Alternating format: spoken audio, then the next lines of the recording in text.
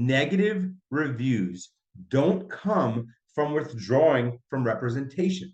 They don't come from dropping clients. They don't. You know where they come from? They come from poor communication. Bad experience comes from bad communication.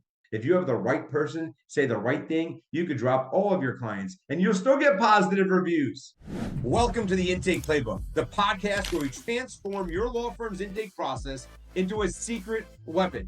I'm your host, Gary Falkowitz, and I've spent more than a decade helping law firms across the country maximize their intake performance. If you want to stop leaving cases on the table, create a better client experience, and grow your revenue, you're in the right place. Let's dive in. One question I get very often is, Gary, I'm nervous that if I'm too aggressive and I start signing cases that don't really have value, and then I have to withdraw my representation from that client, that they're going to be upset and that they're going to give me a negative review.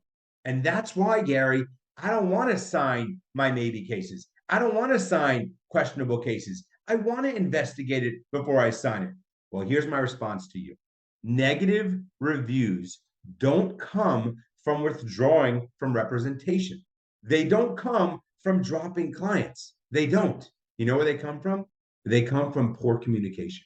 They come from not being able to explain to a client that you signed in a respectful manner why you now are unable to help. And oh, by the way, Mrs. Johnson, there was no cost for us to make this determination. So all the work that we've done up until now, don't worry about it. That's part of why you hired us.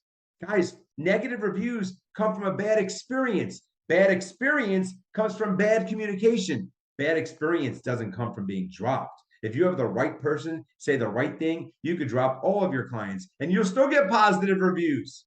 But it's really important that you understand there should be no fear associated with signing questionable cases. Remember why somebody signs with you. Remember what you're telling them. When you retain my services, you're giving me permission to begin an investigation on your behalf. Use that language and then make sure you execute when you do so. Guys, you got this. Thank you for listening to the Intake Playbook Podcast. If this episode sparked a new idea or insight, take a moment to screenshot it and post it in the Intake Playbook group on Facebook. Share what resonated with you or what you'd like me to dive into next. Your input helps shape this podcast, and I'd love to hear from you. Let me ask you this. Is your intake process maximizing every opportunity? If not, I created the Intake Masterclass to help.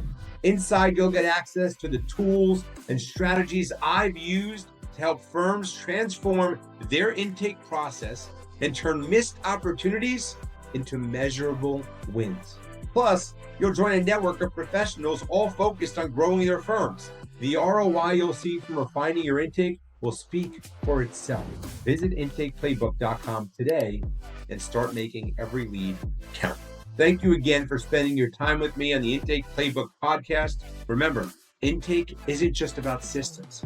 It's about building trust and creating connections. Keep pushing forward. And if you're looking for more resources or details from today's episode, check out the show notes at intakeplaybook.com. I'll see you there.